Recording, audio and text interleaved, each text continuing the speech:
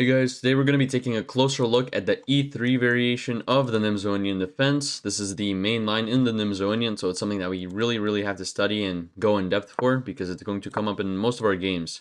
It arises from the following move order of d4, knight f6, c4, e6, knight c3, bishop b4, and finally e3, which is what the main line is characterized by.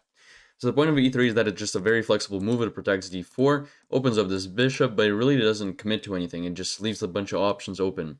And here, obviously, black has a multitude of moves, some of which transpose into each other, but we're going to stick to what has been known as the main line and what is currently played the most, considered the best. Now, from there, we're going to obviously deviate into some more kind of sideline-ish moves that have been engine novelty discoveries, or just very good moves that white seems to really struggle with. So we're going to castle here, and there's a plethora of moves that white can play, bishop d3 being the main one. Knight g2 is another very good option, as well as bishop d2. So we're going to take a close look at all three of those. Let's start off with this move, knight g to e2. Point of this move is that if this bishop was to capture, this knight can now recapture, and black has just lost their dark square bishop for pretty much absolutely nothing, so we haven't ruined white's pawn structure in any way, and white's just happy in that position. So that's the whole point of this move. We're going to play d5 in the case of knight g to e2. Point is we can eventually capture the pawn and make it very difficult for white to recapture. For example, if we get a3 here, we're going to go back to e7. Once again, we're not going to take this knight because, like I already explained, that would just give white what they want. But let's say just a random move was played, just as a method of demonstration. We can now capture this pawn, and no matter what white does, we're going to play b5 on the next move, and then probably a6 or c6, and we're just going to hang on to this completely free pawn, and white has absolutely nothing going for them at that point. So if we are to get into that position, we would be very happy. However, most people are not going to allow us to do this, and they're going to play a3, in which case we retreat back to bishop e7, and then this pawn capture occurs. So once again, guys, if the pawn capture does not occur, we're simply going to take on our own terms, and then solidify with b5 and c6, or sometimes a6, and we're just going to be up a pawn. Now, once this pawn capture occurs, we have to recapture with our own pawn. We're not going to capture with the knight, because if that was to occur, this knight can get kicked out eventually with e4, and not right now, but in the future, we're going to get some sort of Grunfeldish type of center. Right now, this position is good for black because we have the ability to play c5 and kind of pick away at the center. But eventually, e4 would just kick this knight out, and we have no control over this center, while white has just a massive two-pawn advantage here. So we're going to capture with our own pawn. This is very good for us. We have the ability to play c6 and c5 in the future. Do not get this confused with an IQP, because right now this pawn is very easily protected with the move c6. So we're going to get g3. Point of that is to develop this bishop through means of g2 to fianchetto it. Since this knight is already on e2, there's really no way to develop this bishop besides playing knight f4 and then bringing this bishop out somewhere. But even then, the only real good square for the bishop would be on d3, and the knight on f4 is arguably a little bit misplaced. So in case of g3, we play c6. The point of that is, since this bishop is going out to g2, why allow it to get any sort of activity when it can just tear into our own pawns? So after bishop g2, we can play a5. This opens up a square for our knight in order to develop this knight, obviously. And when the knight is on a6, we can reroute it to c7 and jump into b5 if we really want to. Or it could just stay on a6 for the moment, and we can play b5 and b4 in the future. So both of these options are completely fine. This kind of d5, c6 pawn structure is very good for us, considering that this light square bishop is just staring into them. And so we've kind of neutralized white's light square bishop. Now this light square bishop of ours doesn't really have any good options for development either. We're going to probably put it on f5 in some point in the future, but from there it's not very powerful. And if we try to put it on g4, we get met with f3, and that is actually what white wants to achieve, because since these pawns are really obstructing this bishop, white's probably going to ruin their pawn structure a little bit with f3, but then follow up with e4 and just create havoc in the center. So we're going to get castles, knight a6, and from here there's once again like a plethora of options. White's best bet is to try f3.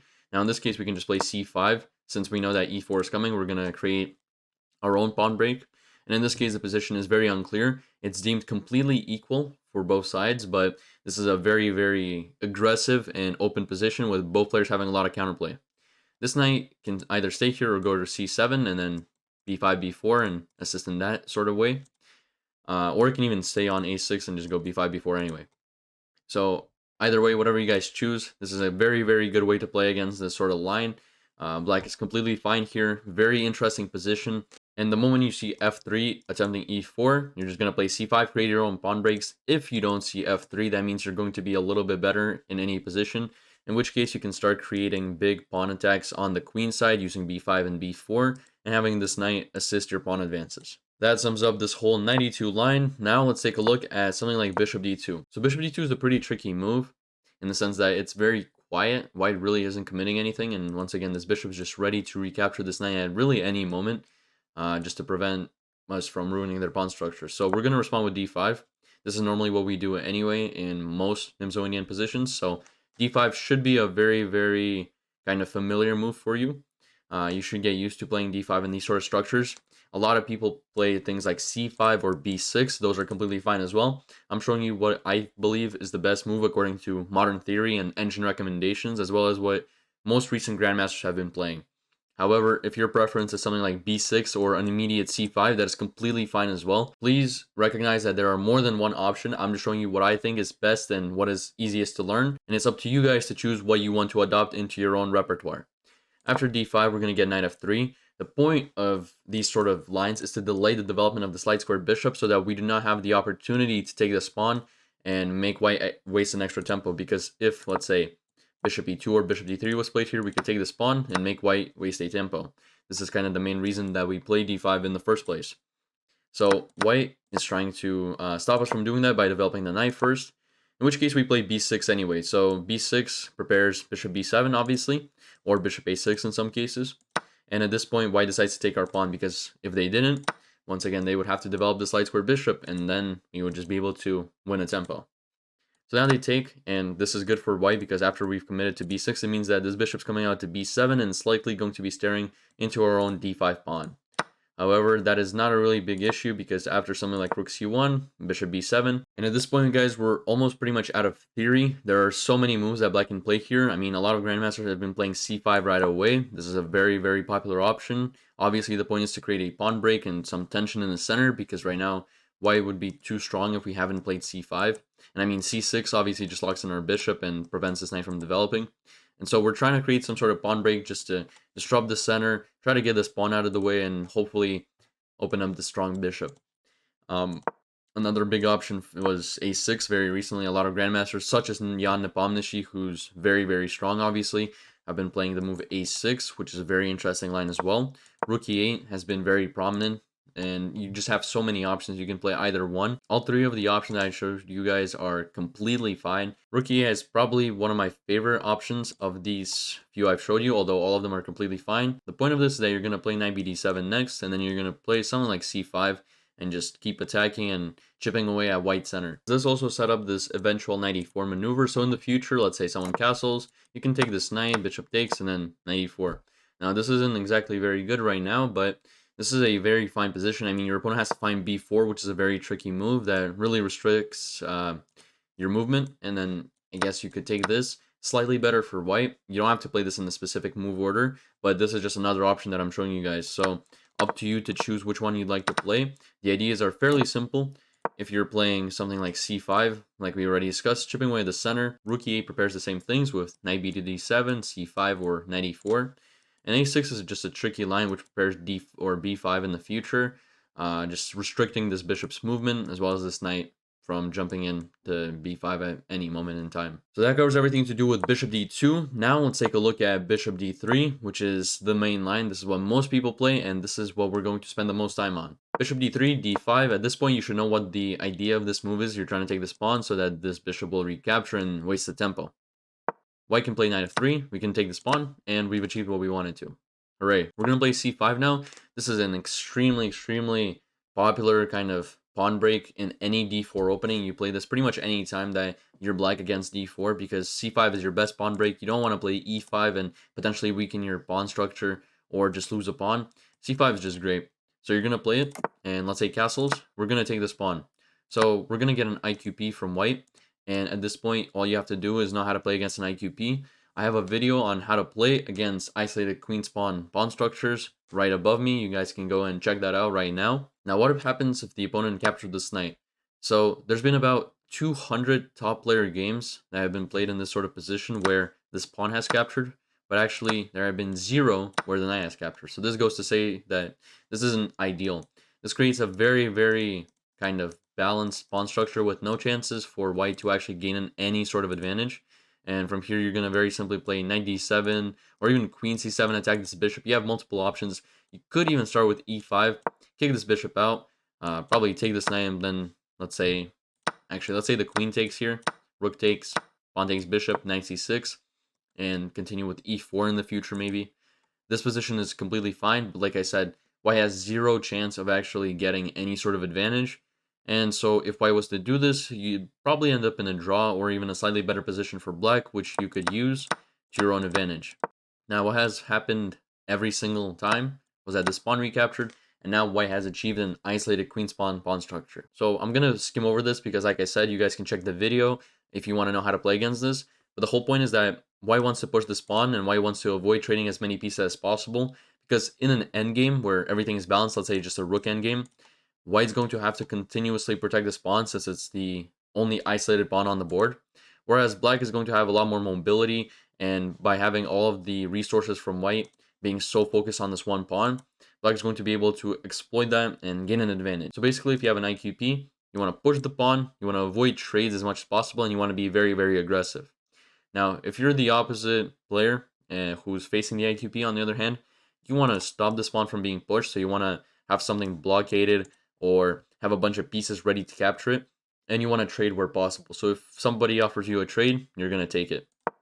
You're going to play b6 here. Point is, you're going to play bishop b7, apply additional pressure on this d5 square, bishop g5 for example, and bishop b7. So this position is very fine for both players. So at this point, the position is deemed equal, but this does not mean that neither player has winning chances. This is actually a very active position for both players, and it's easy to mess up. So as long as you know the principles of playing against an isolated queen pawn structure, you should be very much fine in this sort of position. Knight bd7 allows protection for this knight.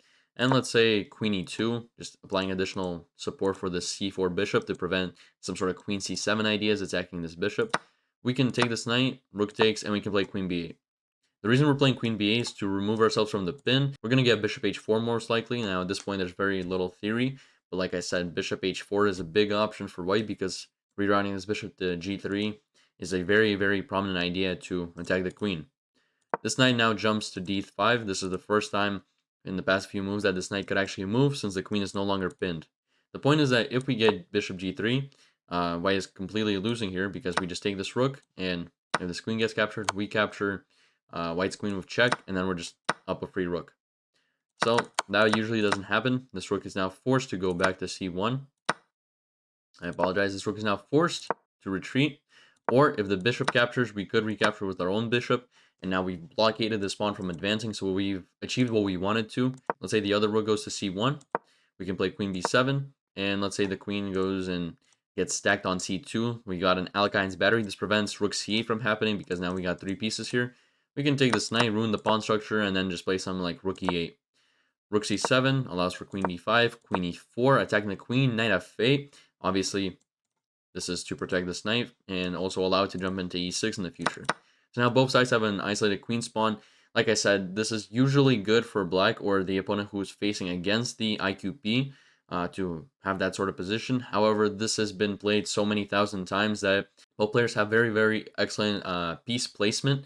And so it's very hard to gain an advantage. At this point, both players are completely equal, and you're most likely going to get a draw out of this game. Rook b7, knight e6 prevents this rook from coming out to c7. And at this point, you can just keep working, and you're going to get into some sort of drawish position. Let's say bishop d3, you can take the free pawn. But now these rooks get stacked together. You take this free pawn with check, go to knight g5, prevents the f7 pawn from being captured. Probably f4, knight e6, pawn gets captured, rook f8. And you guys don't have to memorize all of this. I'm just showing you what could possibly happen so you have some sort of understanding or a clear idea of what you might expect from these sort of positions. You do not need to memorize so many moves of theory, and this isn't even theory at this point. Just memorize the ideas up until the IQP and you will be fine. Now from here, just to follow up, you can develop this rook, get some trades going, and as time goes on, you're going to get something like this with a endgame where you might be up a pawn, but this position is completely equal. You can just keep pushing this pawn, and then rook a7. And at this point, both players can agree to draw because you just have this extra rook pawn, which has really no hope of promoting. But if anything, I would take black here. Almost the exact same thing can be said about the situation where this rook just simply retreats. You play queen d6, bishop attacks your queen, you slide it to e7. Now at this point, there is a draw by repetition here with bishop h4, where you go back to d6, and at that point, you just get a draw. The Nimzo could be drawers sometimes in these sort of variations where both players are just playing so well that there really is no advantage to cling on. But let's say your opponent tries to avoid that and instead play something differently. After queen e7, knight e4, you can play rook c8, just attacking this bishop. Bishop moves out, knight f6, reinforcing this knight, just developing normally. Trade some rooks. Like I said, if you're in an IQB situation, you're happy with any trade you can get. Even though you're sacrificing the open file temporarily, you don't actually really care. This knight jumps out, technically forking your pieces, and you don't move your queen. You take it, jump this knight to e8. Now it can go to d6 or c7 in the future.